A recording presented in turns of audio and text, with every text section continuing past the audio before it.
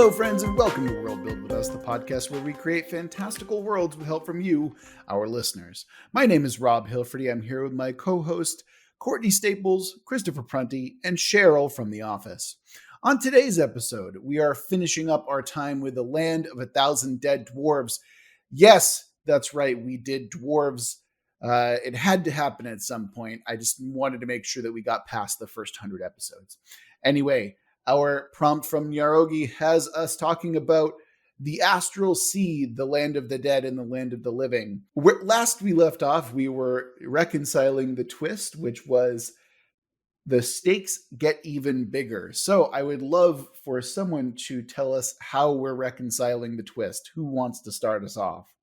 I looked into a lot of research for how can you get bigger than we were currently talking about multiversal things. So I was trying to see what would be higher than multiversal, multidimensional, I think is also kind of done here since it's multiple universes. That's aesthetically the same thing as multiple dimensions. I was thinking what would be beyond multiversal, beyond dimensional. The threat would then be transcendental. All right. And what does that mean exactly? Something that is beyond all of existence. Mm-hmm. And when I thought of that, I wanted to do something that somehow existed out of existence. And I see it as beyond the universe itself, something that when given form hated the fact that it was given existence. I know we talked about how that was kind of the first grudge. Yes. Yeah. But I think that since that never died, what if the threat of that is actually trying to destroy existence? I would like to make one pedantic correction here for the sake of sci-fi fans out here. When we say dimensional versus multiple universes mean literally multiple universes, other universes. But dimensional usually means more dimensions of space. So, but I think in popular culture, we tend to conflate the two. So another universe as another dimension, when really what we mean is another universe in particular. True. Higher dimensional being would not be from another universe. It would be like, I exist outside of time and space. You don't even know how to conceptualize me. Yeah. You're playing 5D chess there. But to your question about, so this you're suggesting something that came into existence that didn't previously exist, and that's the thing that's upset with us. Correct. It was given form and it didn't want to be. So for me, the difficulty for me to wrap my head around it, so help me understand more. It's similar to me with having difficulty of understanding post-death. When does it mean death? So for here, if something comes into existence that didn't previously exist, what is the non-existent space like? What does it mean to have come from that space? Right. And how does it directly affect our setting? Because if it doesn't affect it, if it's just there, if it's like so unknowable that it's not directly affecting the setting, I think I see what Daniel means, that it's like, why do we have it in the first place? Yeah. And I would also want to keep it like distinct from our previous series, which also dealt with life and death and traveling between, and also had that like realm of like void chaos around it. The realm of chaos and kind of thought forms that we did in the last one is something that was given substance the more that you were there, or the more things that populated this. This I was seeing more as like the nothing from Neverending Story. Oh, I love that. Now, what if it? So, what was appealing about the nothing? The nothing, I felt like, it represented non-existence, but it also represented the ending of a story, like the nullification of things. So, like the snuffing out of their story is really what the nothing was. Like everything that we cared about in that movie was being snuffed out by the nothing. So, this transcendental entity, regardless of where it comes from, what is its intent? Since it's upset about coming into existence. I feel like it would want to bring about the end and the return to nothing. See, when you say the end, I actually conceptualize it a little bit differently. It's not so much the end, because, you know, with an eternal end, right? Like it would just mean that the mortal realm dies, and then so everything becomes the afterlife. I would like to imagine that there's an undoing, an unraveling of everything, including history and time itself. So it's a reversal rather than an ending, because an ending, at least time has begun, or rather time has passed. And so if you undo everything, you unravel everything, you actually are just resetting things back to the very beginning. And then I would imagine that this thing goes even further and wants to unravel it further than that. Yeah, I like that idea. It's, yeah, not just like hitting the delete key, but like actively going back. Yeah. I like it. You're unmaking existence. It's Yeah. it's a little bit different. Yeah. So who has some reconciliation that can probably fit with that a little bit more, or not at all? We can force ourselves to figure out ways to reconcile all these ideas, these disparate thoughts. I mean, the only thought I had was very specific to what we came up with before, which is the octahedron cat, which I looked up the solid for a D8. So the octahedron cat is dying, is what I had thought of. Oh no, that would in fact raise the stakes. You're absolutely right about that. To make that work with what Chris is talking about, I wonder if maybe then this transcendental entity is related, or perhaps they're one and the same. It could be that like the cat has been protecting the realm from some sort of intruder, kind of like a mouser cat.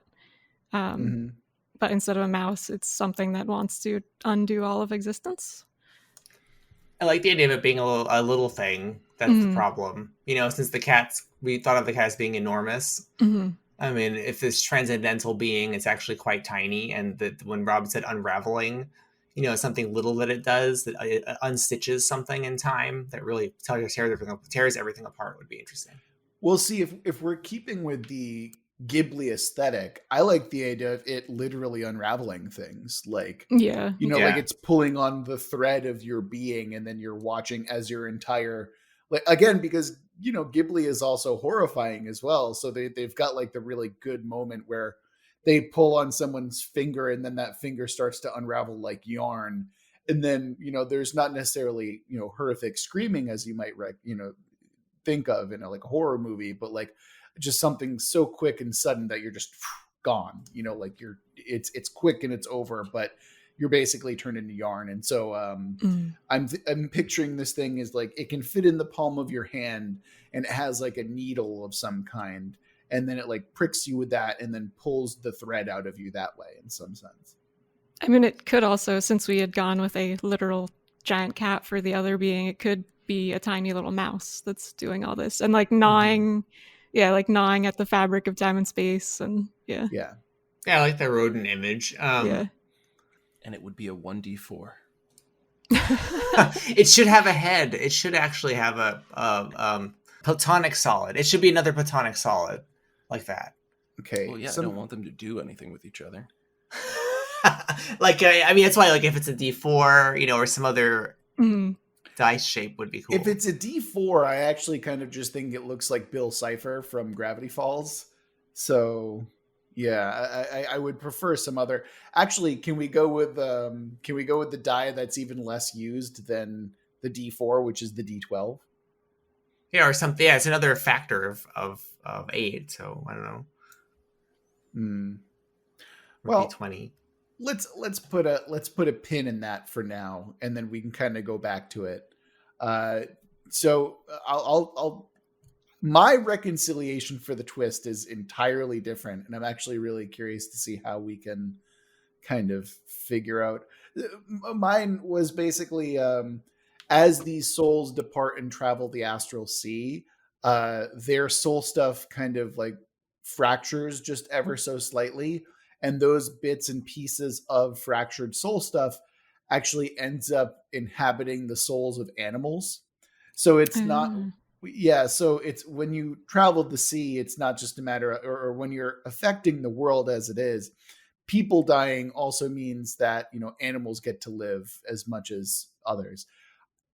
I know it's a bit weird, but I'm like, whatever. I need to figure out a way to make it so it's not just about the dwarves.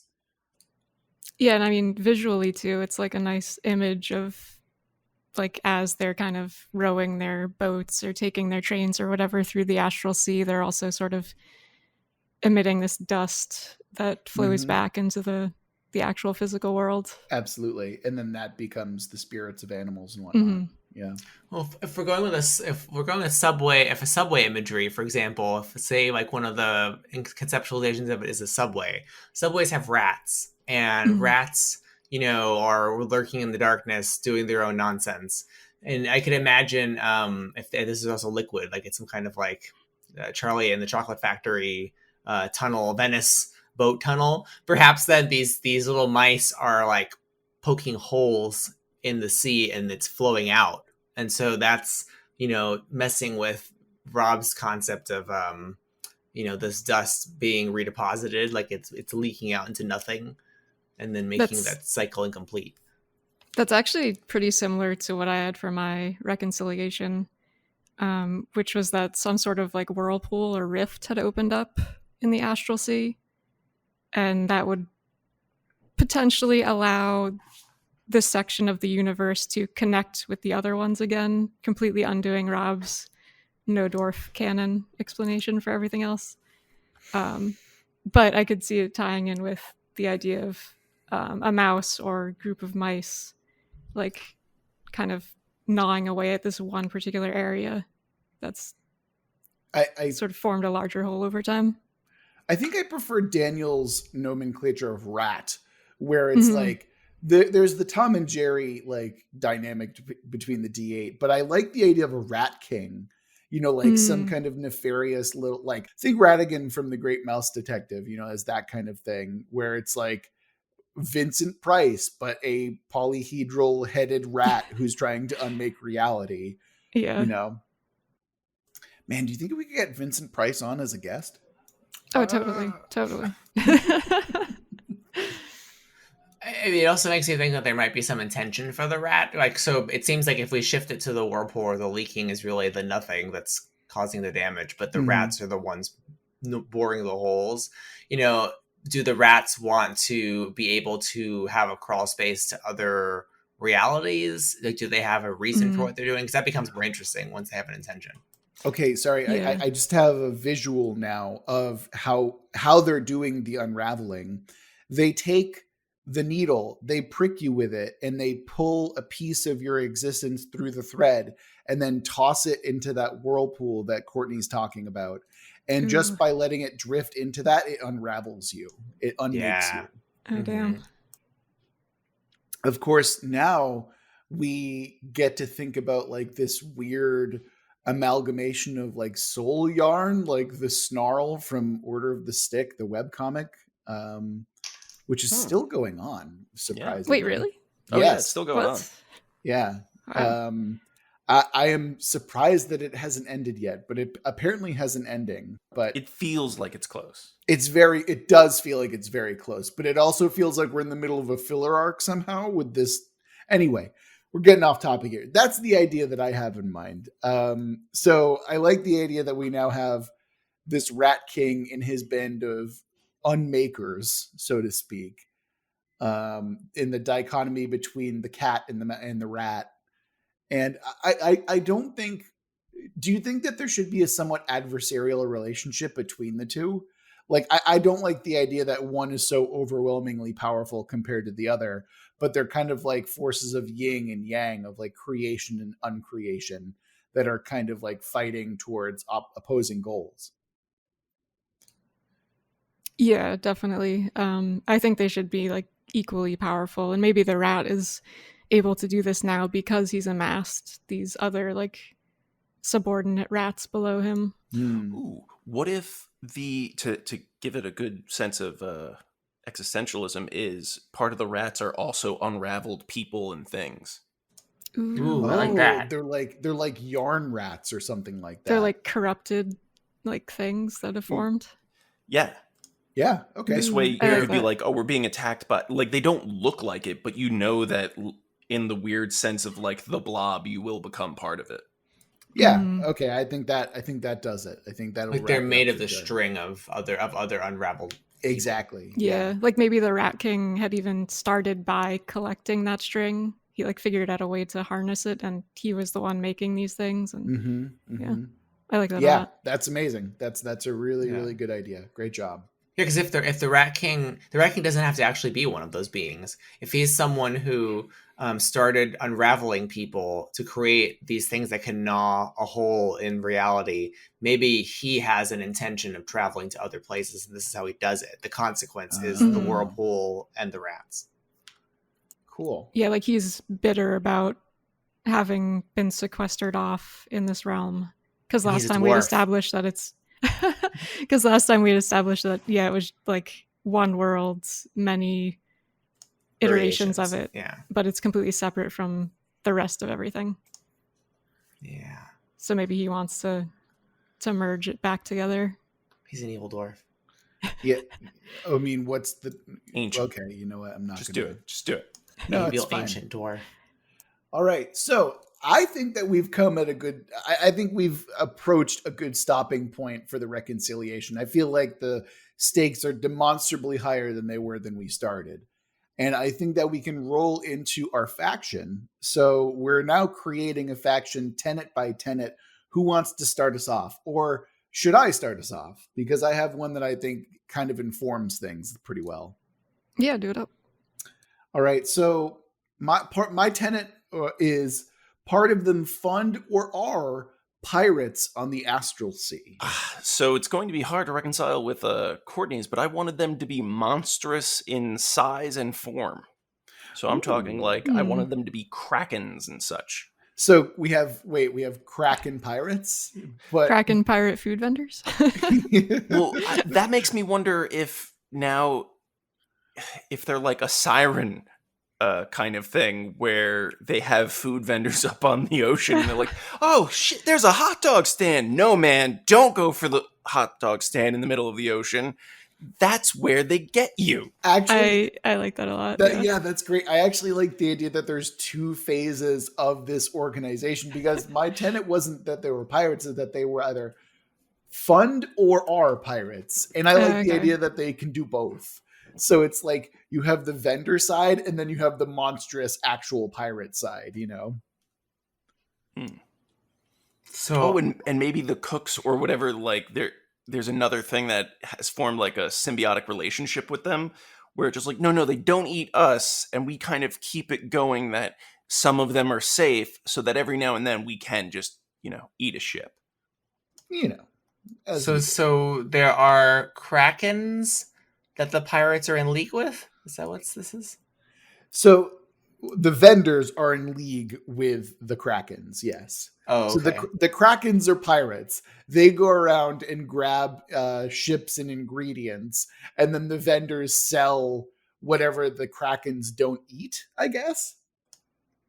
Okay. Does that make sense? Or people like are lured in by the vendors, I think is what Chris is saying. And, you want and like then the an Krakens anglerfish. jump up and like take all their Oh, shit. and they eat the people. Okay. I like that more. Yeah, kind of like a sea-based doodlebug. Mhm. That's what you meant by siren. Is that the vendor setup is actually like a trick. Yeah. Something like that where like okay. the But I also they're a giant Taco Bell sign or something. I could honestly picture like a Kraken having like a really crudely drawn cardboard cutout tied to one of its tentacles, like waving it around on the surface, just waiting for somebody dumb enough to come over. Yeah. But that's why they get in league with the ones that are better at drawing and everything. It's just like every now and then we just got to feed them a person. See, I also like the idea that like the vendors also happen to have a legitimate business. It's also just like they send tips out to the Krakens who are like, yo, we're going to lure them in. You go grab them, like, oh, this is just a necessary part of the astral sea, these vendors, right? But it's actually completely unnecessary. It's just that they just so happen to do that. And like, that's the racket that they're running. Oh, Daniel, what was your racket? What was your tenet for this? Oh, well, good luck with this one because all I have written down is they shapeshift. Well, there we go. We got Krakens. That's fucking great. What are you talking about? Yeah, the Krakens can shapeshift that into fixes food mine. vendors. Yeah. Yeah. Their natural form, they're like aboleths, basically. They're like Oh, super God. intelligent, like squid aliens. And then they shapeshift between that. What do you mean? What do you Yeah, mean it's that's perfect. difficult? That actually super makes everything We easy. got real lucky. People may not even know that they're just every now and then there's ghost ships that are just devoid of all life. We don't know who killed them, but the last place they were near was here. Okay, yeah, that's cooler. I like that idea. Yeah. But wait, what do they do with the people then? Because these are travelers on the astral sea, which means that they're in the afterlife. So it's like it's not like you can just get rid of a dead body unless these squid things eat souls, which is horrifying. That is They'd terrifying. have to, right? Yeah. I was going to say they make them into food, but you're right. If everyone's already dead, they eat souls. Okay. All They right. make food, soul food. stuff. and Oh, then fuck you. We're moving then when on. they eat you, they become a kraken. Wait, what's that? Oh, like a vampire thing. Yeah, like when they eat you, you're hatched into a kraken spiritually. Oh wait, maybe the vendor part is like the thrall of these vampiric pirate krakens. So it's like you're converted, but it's like your form stays the same for a little bit until you can get stuff underway, you know? Yeah. Or it's seen as a blessing. So for some of them, they'll eat your souls, kind of like just drain you and dump you. But for some of them, they're like, I'll convert you if you stick around and, get others to come here. Yeah. Okay, yeah, it's like Benny from The ecosystem. Mummy. Makes you think of that. Yeah. Oh my God. Courtney gets How to are we throw going in back to Mummy? What do you mean how? The Mummy's great. But we the always best. go back to the Mummy. Yeah, because it's like the best action movie. I know, It's but we great. need an affiliate link or something. Well, Like, even actually, Chris, I think at this point we may have mentioned Jet Li's The One more than the Mummy.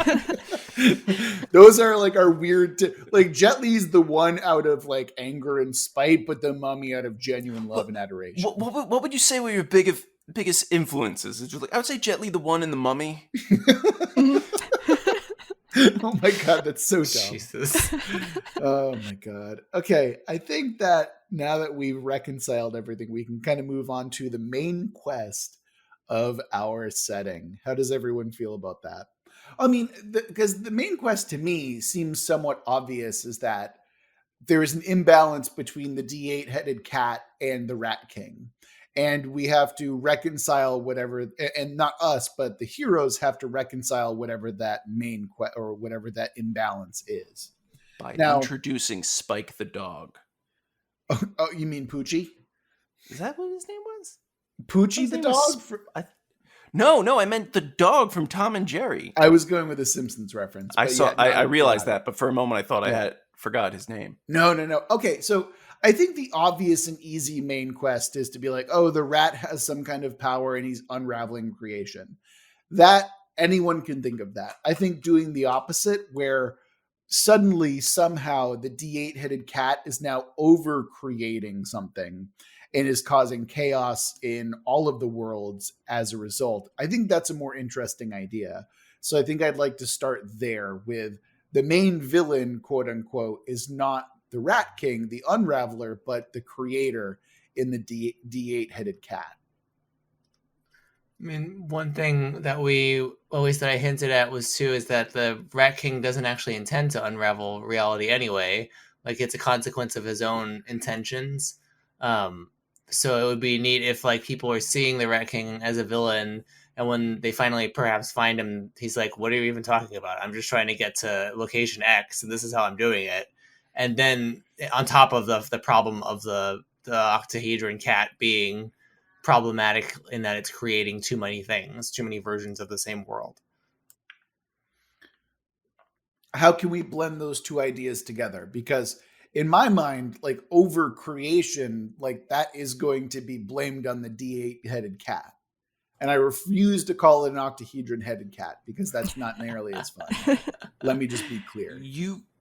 Maybe it's not being creative as much as it's just making copies of the same thing again and again. But the copies are not good of each one. It's kind of like each one is getting grainier and worse than the last. Oh, I like that. What if I like it's that like idea a lot. what if it's like intercepting that kind of string yarn and is like literally playing with yarn of souls, and somehow that gets back into the worlds as like an overcreation of some sort. Okay. Not sure how to phrase that. But. Okay. I like this idea, and there's even some kind of weird precedent in like magic and whatnot. Mm-hmm. So it's like a rain of toads, but only one toad actually looks like a toad, and the rest are all like weird like yarn beings or like yarn homunculus that are made of like weird frog soul stuff or something like that. Mm-hmm. So this is how I'm kind of imagining it now, right? Where the beginning of this main quest begins as, oh no, this city in the mortal realm is now suddenly overflowing with fish. And it's not just regular fish, but like yarn fish as well. And it just like, it is an actual problem because again, this is like Ghibli style of like terror and adventure, where imagine that there is a sea of fish that keeps rising and rising, and it starts to take over like marketplace carts and stuff like that. And so you have to get higher and higher until you get to the top of these buildings and look out and see that your entire city has now become inundated or like mostly or half swallowed up by fish creatures. This makes me think of Cloudy with a Chance of Meatballs, the like kids book. Not, I haven't seen the movies, but just in the book, as far as like the natural order of things, somehow got disrupted, and they started getting these like hurricanes of food and stuff. Yeah, or like pancakes the size of like massive. I think there was an entire town at one point, but I think it covered it like a good portion of the town. Or like this whole school or something. Vaguely remember that. Yeah. So now, right, like you have these pockets of like where these string animals start popping up in massive quantities. And people are like, okay, what the fuck just happened? We need to figure out why there's way too many fish. And then that encourages them to go to the afterlife and then onto the astral sea. So that's the bam, we got the intro knocked out. What's the middle part? How do the dwarves and their grudges factor into all of this? Well, the dwarves are the heroes that we're talking about here. So remember, every mortal that we're talking about are dwarves. So how does the grudge factor into this concept? Because I feel like that's an important part of the setting. Maybe that's the way that the heroes who are mortals are able to transcend and like maintain living without actually, dying forever. Oh, by holding on to their grudges. Yeah, so they're like, I'm upset that my cart got destroyed by fish. I'm going to hold that against creation until we figure it out. Like that type of That's thing. very dwarf-like. Yes, it is. I never got that $5 back from that guy, so I'm going to travel the afterlife until I fucking find him. Okay, again, yes, but also Ghibli and about like yarn creatures. So think about it that way. I don't know. I think that reminds me a little bit of the turnip guy. Oh, you mean Cabbage Guy? I thought it was a turnip. In Avatar? No, I was talking about Ghibli, Howl's Moving Castle. Oh, I was going with Avatar with the Cabbage Guy. My cabbages! Yeah, exactly. That's so like you could literally play the My Cabbages guy in this particular setting, which I think is really fun now that I think about it. So, yeah. Okay, so what's the middle part? We have the call to action, which is like, okay, heroes are dead. They're now traveling the astral sea. How do we fix this thread of creation that's over creating too much? What's the solution? I want to go with something other than destruction. Sure. Since we're dealing with a cat, I'm tempted to go a route of like distracting the cat or giving it something else to play with. Mm-hmm. And like, this is like the dumbest thing, but like astral catnip essentially. Okay. That goes kind of back to food too.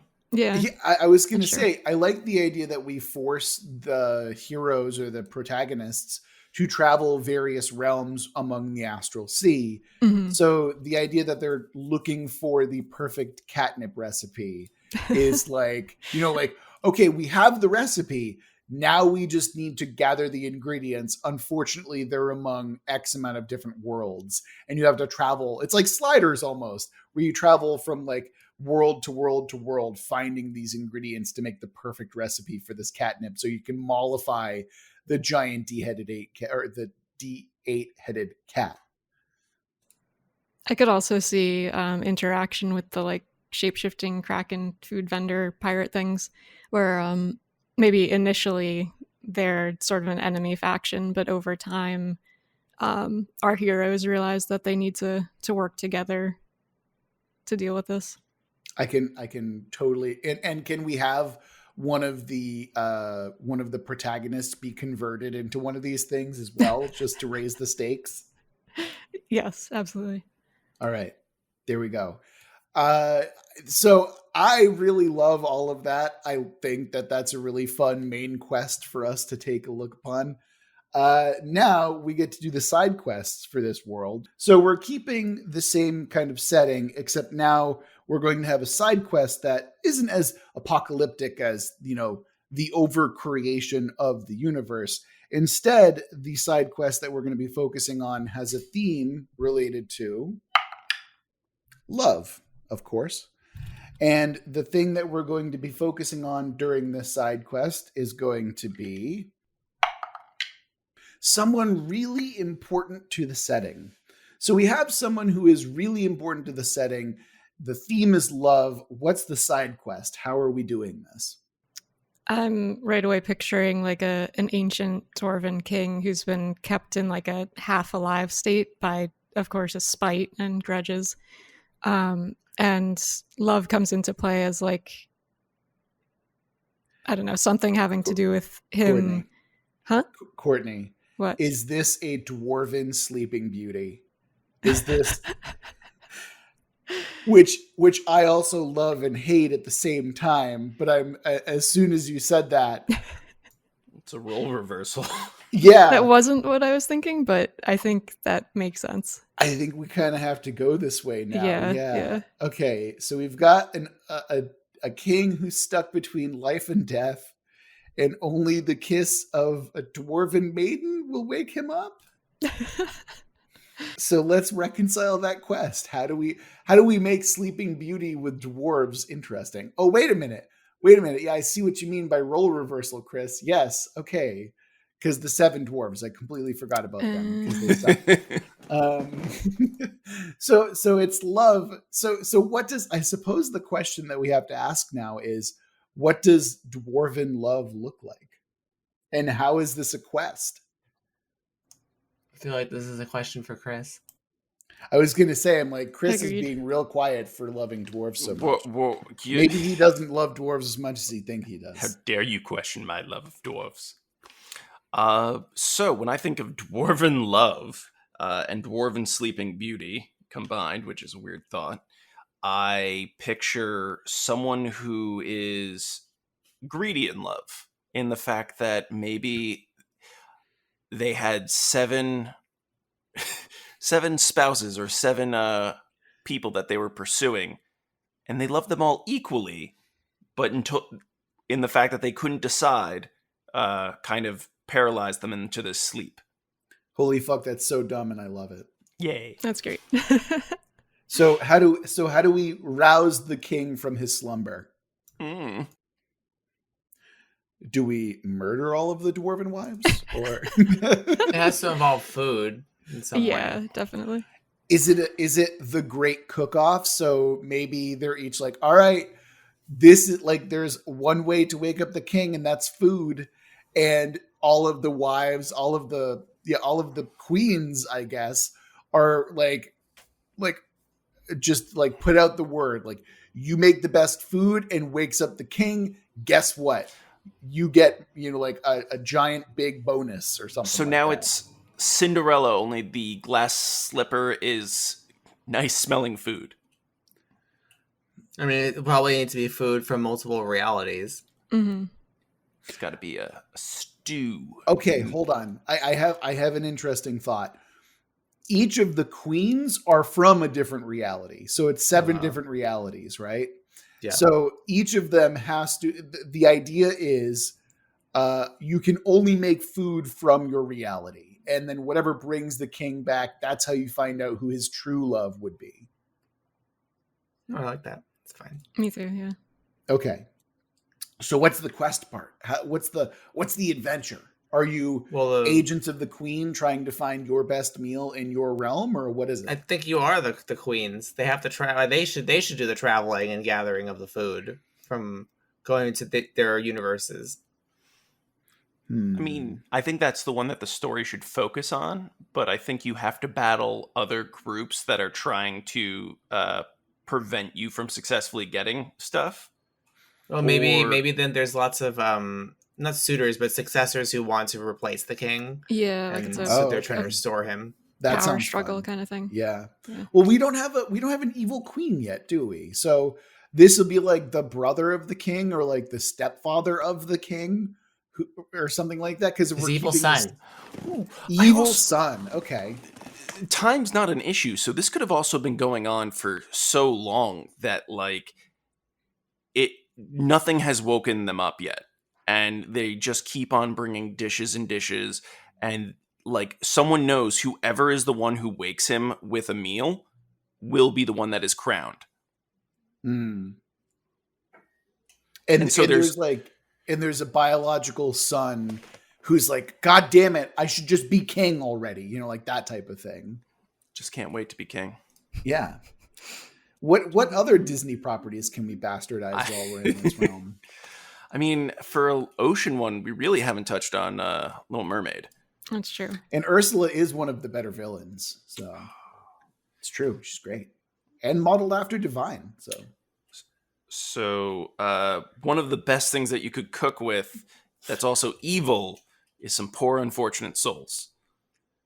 Okay. So you're like forcing people to gather souls just to try and awaken the king? Well, imagine how long this is going on that people have actually started to get like weird with it. It's just like, fuck it, nothing's working. Let's see what happens when we make a weird fusion food. Oh my God. All right. Yeah. Speaking of weird fusion, I think that we should probably stop there and let the side quest kind of like simmer for a bit. Because now we're going to do the completely off the wall plot hook part where everything is randomized, including the genre. So now we have to come up with a new genre, which is going to be. All right. So this is now a space Western. The theme for our space Western is going to be glory. And the thing that we're focusing on is going to be a cataclysm. So this is our side quest. It's completely off the wall. It's a space Western with glory and a cataclysm involved. So but by all means, someone who's more creative than me, go ahead and start us off with a plot hook. A dwarf wants to ride the octahedron cat because it's essentially the hardest thing to ride in all the universe. Daniel going a very different Western direction than I expected, but I do like that idea a lot, actually. Is the result a cataclysm? Well, of course. A cataclysm? Oh, fuck. See? Exactly, Courtney. That's exactly what I had in mind. Yeah. Thank you so much for listening to Worldbuild with us. This has been a podcast. If you wanna send in your own prompt, go to worldbuildwithus.com, click on the button, you can send it in. You're just so done with it. You can also send us an email at worldbuildwithus@gmail.com. Follow us on Twitter, Let's Worldbuild. You can also join a Discord or give us money on Patreon if you're really generous. That's really cool. I hate fucking that intro. Outro, Chris. It's an outro. Remember that we love you very much, and we're going to get through this together until next week. Bye.